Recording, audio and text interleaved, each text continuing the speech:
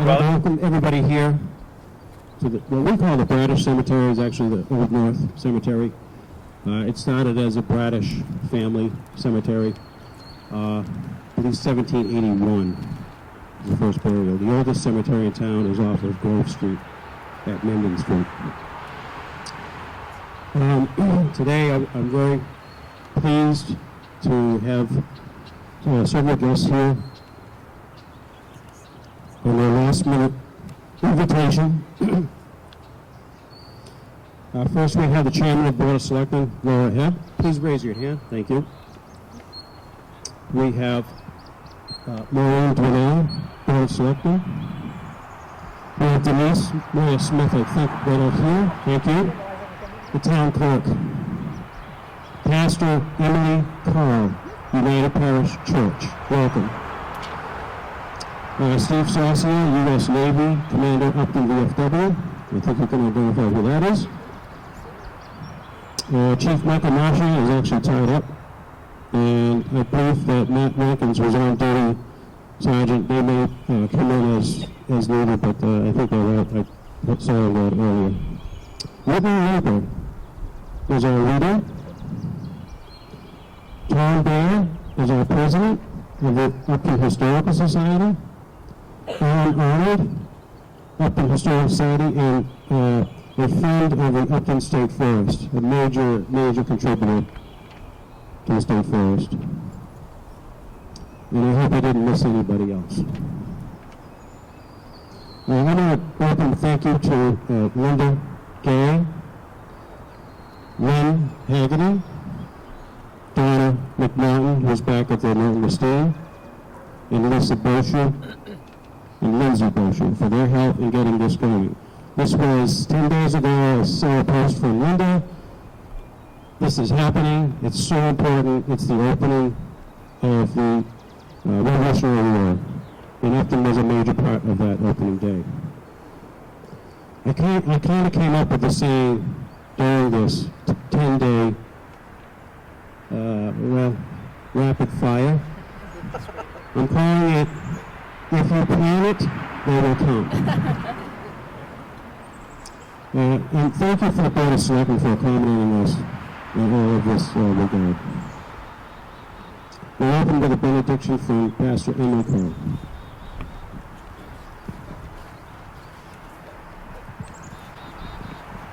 I invite you to join me in a spirit of prayer and whatever feels comfortable to you, whatever deity you believe in. This is a time for us to join our spirits and hearts together. God of all ages and people, we come together today to remember and recognize the 250th anniversary of the shot heard round the world, the battles of Lexington and Concord, the opening of the American Revolution. We remember that this was not a decision made lightly, that no matter what happened on this day, everything would be changed forever. And it has. The American experiment is still ongoing 250 years later. We pay homage to the ordinary men, women, and families who made extraordinary sacrifices for the cause, whether with their moral support, providing supplies, or offering their lives. May eternal light shine upon them, and may we give a special recognition for the 4 known veterans of that war buried here today, and the 35 men from Upton who volunteered for service on the first day of the war. As prayed for by George Washington and said every day for the wreath-laying ceremony at his tomb, God, may you help us cultivate a brotherly affection and love for one another, and dispose us all to do justice, to love mercy, and to humble ourselves with charity and pacific temper of mind. Bless us with your wisdom, your compassion, and your peace, so that the values the Revolution fought for, of life, liberation, and happiness, were not done in vain. Amen. Thank you. Near this site, just to the west of us, exactly 250 years ago today, workers at the Trip Hammer Mill, having been warned of the impending conflict, heard the musket rounds at Lexington Green, some 29 miles to the northeast, and they knew that they would leave their positions at the mill to join those gathering at Upton and Westboro town commons in the resistance to turn back the British. Musket fire was heard, the gears were set in motion, and in honor of the event, the workers paused and erected a columns of stones near the mill. It still stands to this day. Erecting a pile of stones was a common ceremonial act in recognition of an important event. This event would lead to the eventual writing of the Declaration of Independence, and a fight that would carry on for several years.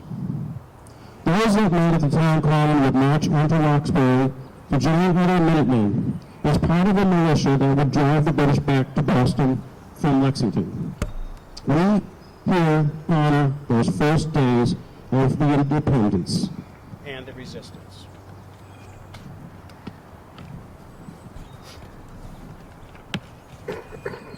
Taken from Upton's Heritage, the History of a Massachusetts Town by Blake Johnson. Upton was ready for the Great Conflict as they had broken with the Crown during the year 1775.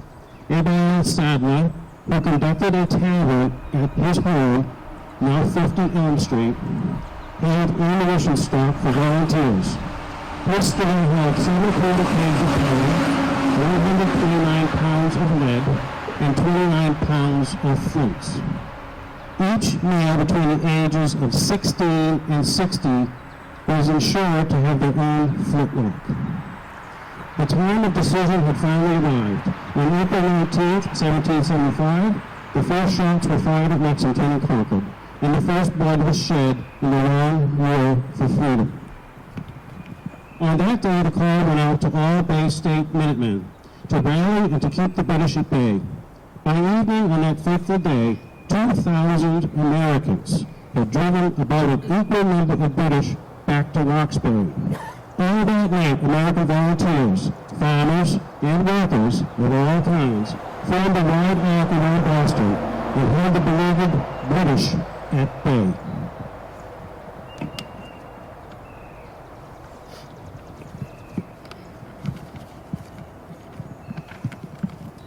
Town lines became blurred in the outcry after the action at Lexington and Concord.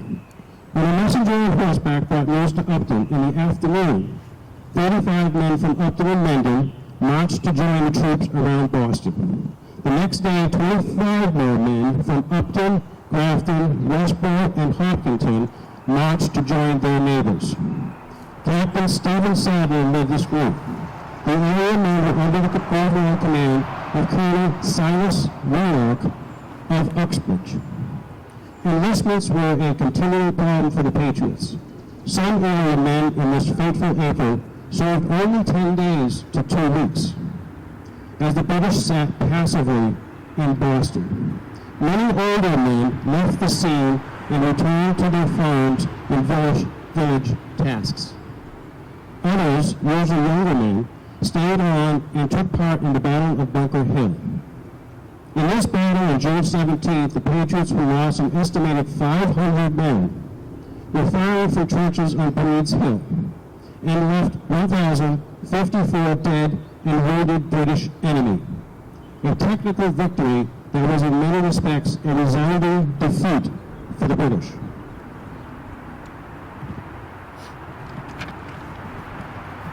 The workers at Trip Hill Mill may have been few, but their willingness to drop their weapons tools for soldiers' arms, collectively with all the other Minutemen, resulted in America becoming America.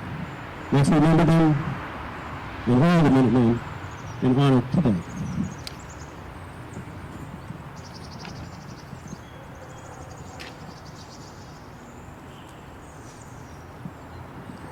I'll now call on Ellen Arnold, who's going to say some reflective words and read the list of the 35 volunteers in the first day. Can everybody hear me okay? Yes. All right, thank you. As we gather here today, let us reflect on the courage and sacrifices made by our forefathers in Upton, Boston, throughout New England and other colonies. The Committee of Safety in Boston resurrected a proven means of communication used by early colonists during the French and Indian Wars. They developed a flexible network of trusted men who could be called upon throughout the colony and beyond. As Paul Revere, William Dawes, and Samuel Prescott alerted others, they were joined by men who spread in other directions to do the same. Most of those names are lost to history, and we will probably never know the name of the postwriter who came to Upton. As each town received the alarm, they alerted their militia and others by several means. They rang church bells, used drums and trumpets, and alarm guns. These alerts were heard and followed by other towns doing the same. Town by town, the alert spread. As each town received the alarm, they alerted their militia and others. We already did that. Picture how different Upton looked on that day. Farmhouses surrounded by the homestead site with barns and tilled land for gardens. Further out was land planted for haying and pasture for the animals. Usually there were small woodlots that they thinned annually to heat their homes. Small streams had dams where millers cut logs, ground apples for cider, or grain for flour. There were 10-footers where cobblers made boots, and central to all was the church and a store that provided what they could not do themselves. It was these stores that housed the post office and where people could get a copy of the seditious Massachusetts Spy. Here, it was the storekeeper, Abiel Sadler, who bravely subscribed for Upton, posting it in his store. Reverend Fish in our Upton church fearlessly gave a sermon called The Art of War, supporting the possibility of what was to come. It was widely published. Picture a cold but sunny day with roads muddy from rain the day before as men left their farms, mills, shops, and families, not knowing what lay ahead of them or if they would return. They may have passed by here, where the graves of 7-year-old Levi Whitney and 15-year-old Josiah Child lay. They were not men of war, but knew their duty and the consequences. They were men who met the moment. Last week, I stopped here one afternoon to walk around and visit the graves of those buried here that served.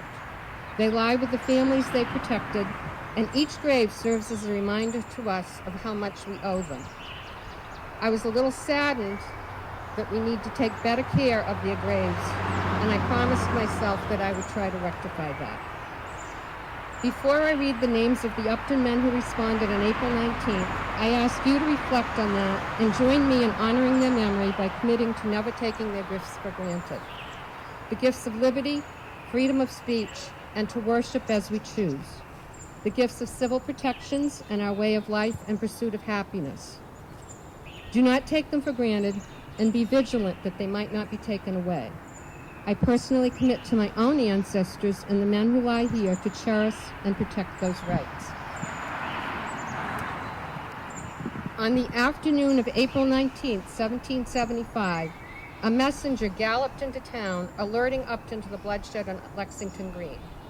The boys of the parsonage went on to run to notify the alarmed men. 35 men joined to march to Roxbury under Captain Robert Taft, where they joined Colonel Silas Wheelock's regiment, as Scott told you. The next 25 more men from Upton, Grafton, Westboro, and Hopkinton marched with Captain Stephen Sadler to join them the next day.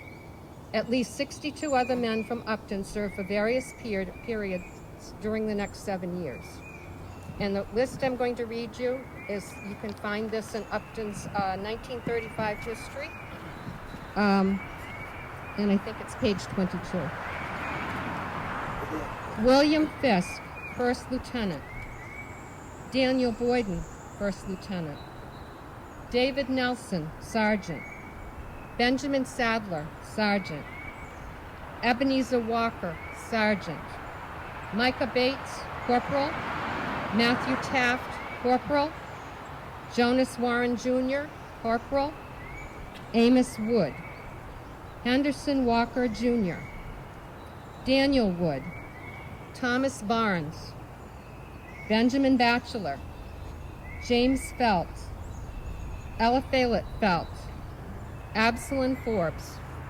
Jonathan Dwight. Josiah Tenney. Jason Bathrick. John Morse. Seth Sadler. Wilson Rawson. Daniel Fisk. Jonathan Rawson, Elisha Wood, Solomon Taft, Samuel Larkey, Thomas Nelson, William Putnam, Ephraim Whitney, Artemis Rawson, and Jonathan Batchelor. Thank you. Thank you for being here, and a very moving list of people.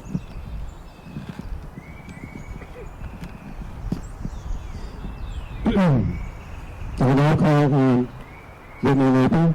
She's going to read the poem Concord by Ralph Waldo Emerson.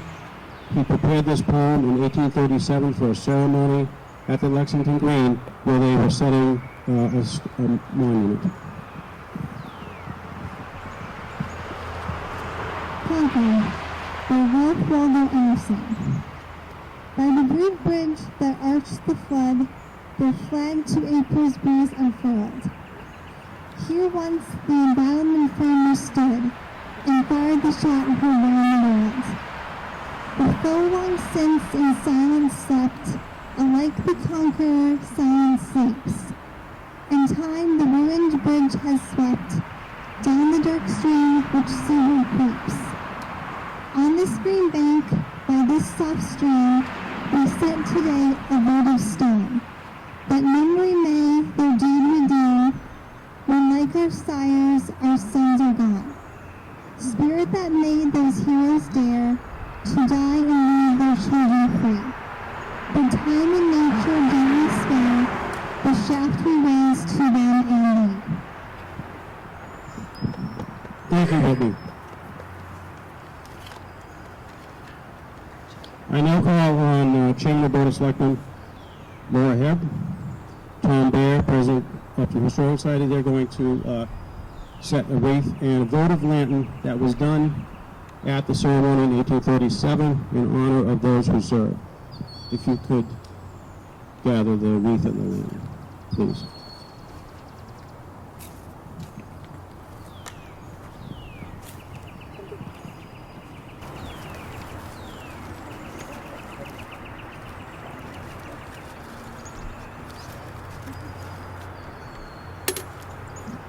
Thank you. Laura Hebb will now say a few words on behalf of the town. I'd like to thank everyone for coming out. Scott said it right. If you plan it, they will come. This has been lightning quick, but what I've always said about the town of Upton is whether you were born here, raised here, or moved here, the reason you stay here are our people. We truly are exceptional. We answer the call each and every time and have for hundreds of years. In 10 years, we'll be celebrating the town of Upton's 300th anniversary. For those of you who may not know, you may know, Upton has a very vibrant and rich history. I would encourage everyone after this and in the future to meet us down at the town common, across from the common at the Racine building. We have a historical society. We'll be having refreshments today. But please, continue the call to duty, step up, volunteer. It's what makes Upton and spectacular. Thank you. Many thanks. I now call on Stephen Saucier, United States Navy, who will recognize the 8 Revolutionary War soldiers who are buried here. Their graves are marked behind me. And give them this salute.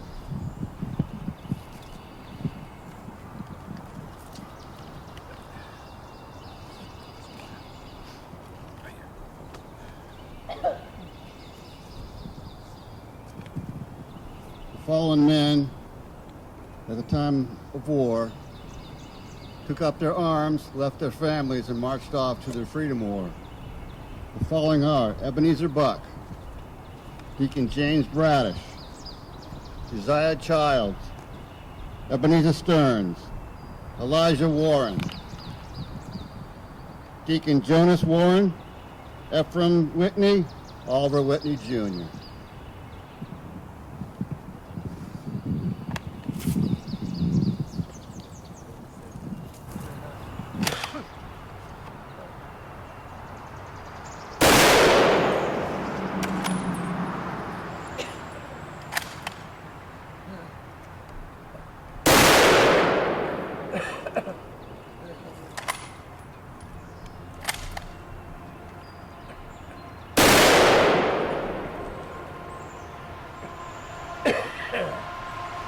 Thank you, sir. Thank you, sir. In closing, you're all invited to the Milton Racine building downtown. We'll have light refreshments. We also have an incredible opportunity for you to see the first time in over 240 years from the vault some town records. There's documents from the state. President George Washington also will not run for a second term. John Hancock, Sam Adams documents. I'll be displaying them for you. In conclusion, thank you everyone for attending, and maybe I'll see you downtown.